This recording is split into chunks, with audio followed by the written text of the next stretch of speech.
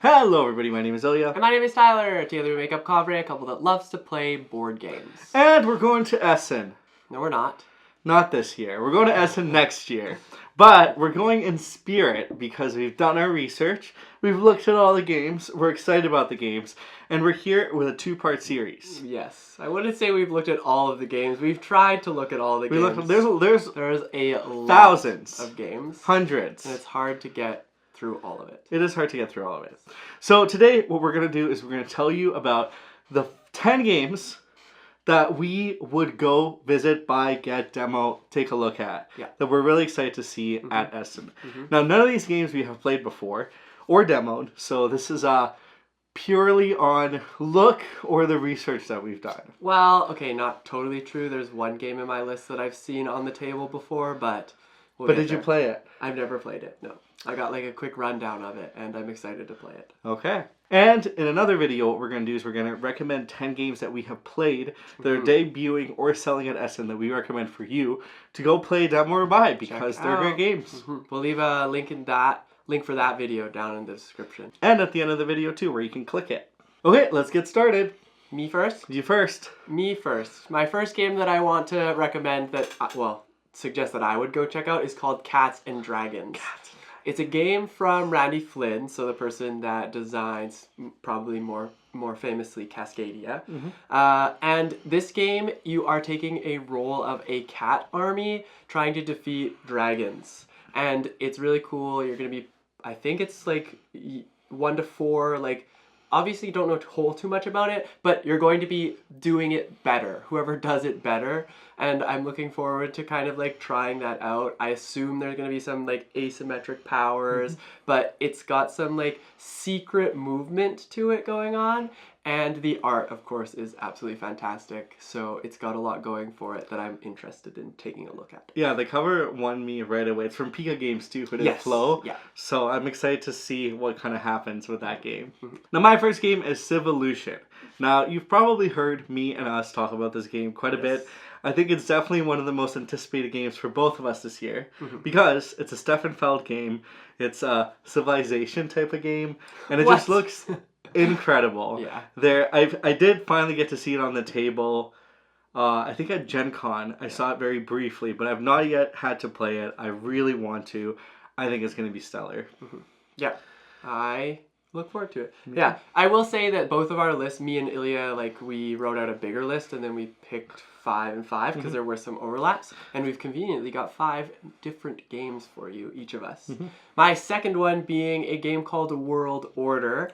I've talked about hegemony a few times on this channel, and it's like a very heavy economic, like simulation type game, and World Order is that. They've done like a modern political simulation for this game, for this particular game. I think 2010 is like what they tried to base it around. But you're going to be taking the role of one of the major powers around the world and negotiating or going through that simulation to basically come out on top. And it's very interesting because the way they did hegemony is they took a lot of pieces, at least that I had learned in my degree, and applied it to this board game. It was very, very cool to see, so I'm excited to see what they're doing with World Order. I can't wait to play that one. I think it'll be really good. Now, in an opposite of Civolution, where Civolution is a pretty crunchy strategic game, we have Roaring 20s, where it is dinosaurs, hence roaring, but they're also dressed in 20s, like the attire. Dressed up for so their it is the 20s, Roaring 20s, like in itself. It's the like perfect Gatsby? pun. Exactly. Yeah. It's fantastic. And it's a card game from Deep Print Games. The art looks incredible, and I'm really intrigued. And this is one I would definitely go and pick up and try out. Yeah, that sounds fantastic just from the description alone. Exactly. And I guess that brings me to my third game, which is called Saltfjord. I believe Ilya was actually telling me that it's a remake of Santa Monica. I think. One of them. I have Maria written down. Santa Maria would be correct. Maria. Because I wrote that down. Okay. So it's a remake of an older game. And this is a city building like dice drafting game where you're going to be you like are part of a Norse fishing village, and you basically are trying to prepare yourself for the long winters. The designers in this game are incredible. Yeah. It's Isla Svensson, Christian Aosby, and they just do such fantastic games, and I'm really excited to see what this one has in store as well. Exactly. My next game is Superstore 3000. Now, we did see, this is from Space Cowboys. Okay. And Space Cowboys puts out bangers. There's not been a single game that has been a miss from Space Cowboys, in my opinion. Because they don't put out that many either. There's been a miss for you? Well, I mean, that's a different conversation. Well, that's spicy. Anyway, they do really, really good games. And we saw this in a prototype form earlier this year. And basically, you're just building a mall. Yeah. And it's fantastic. It's modular. There's so much to it. And I'm really excited to see this game flourish on the table because it's kind of, you get to see the mall really expand over time. You're building a mall together? No, you're each building a separate I don't mall, remember. Right? Because, yeah. There's malls involved. It is really cool the way that you build things out. I remember that, yeah. But yeah. Now I'm just curious now what we'll have to have this conversation offline. Which Space Cowboy game? Not all games can be good games. It's just like, or let me rephrase. Okay. Games can be good, but they don't necessarily fit into my realm of fun, good games. You know? So not your type of game. Yeah. Okay, fair.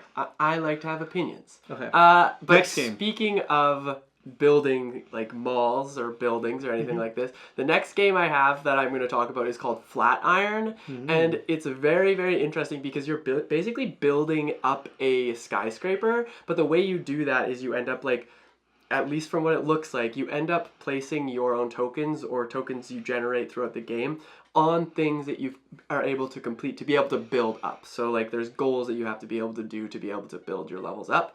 And then it just kind of elevates from there. Yeah, it's from the designers of White Castle and Red Cathedral. So already I'm intrigued just from hearing that. And then I saw some pictures of it and the skyscraper that you end up building, and it looks super fascinating. Next up I have is Moonlight Market. So this is another family game from Queen Games. Oh, nice. So there's Double Walla. Yes. Okay. Now there's Moonlight Market. And it's actually the same designer who did Alhambra. Oh, cool. So it looks really cool. I'm really excited. I love this series. Queen Games continues to put out really good stuff. So I want to check this one out. This one would be another one I would visit, learn more about, and likely pick up the box and walk away with. Yeah, if you could. If I could. Some of them are just for demos. I will just make a comment on Queen Games. I wish we had more time to play them because some of the like city games, like the so good. Marrakesh and like So Vienna good. and things like that, they're really, really good. But they take up like it's a night. Like that's your game. That's the game you play in the night, which there's nothing wrong with. It's just sometimes in our group of friends we end up playing like multiple light to medium weight games. Hence, Moonlight Market might be a great fit. Exactly. Yeah. I have another 2-player game. I forgot to mention that Flatiron, I believe, is also just a 2-player game. Yep. And this game is also 2-player. It's called Ironwood. It's from Mind Clash Games. Yes. And basically, it's a 2-player asymmetrical game where you're hand managing and trying to take control of like the areas on the board. It's like that head-to-head that you would expect to see in a 2-player game. This is the game that I saw, I believe, last year at PAX Unplugged. They had a demo copy set out. I don't even know if it was a demo copy. I think it was just they had like a prototype set up, and I was super intrigued by it, and I'm even more intrigued by it now. So that would definitely be something I would recommend. I'm really excited to play that one. It looks really cool. Always looking for new 2-player games too, because as you know, me and Ilya play a lot of games, and I particularly enjoy playing 2-player games with just me and Ilya, of course. Playing like the games that are like 1 to 4, just 2 players, is not as fun in my opinion. Now my last game is Treos. Treos. Treos.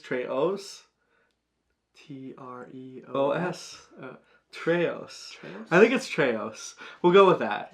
If it's not, somebody please correct me in the comments. So this is a Lookout game. And Lookout, I think I'm really leaning to the publisher.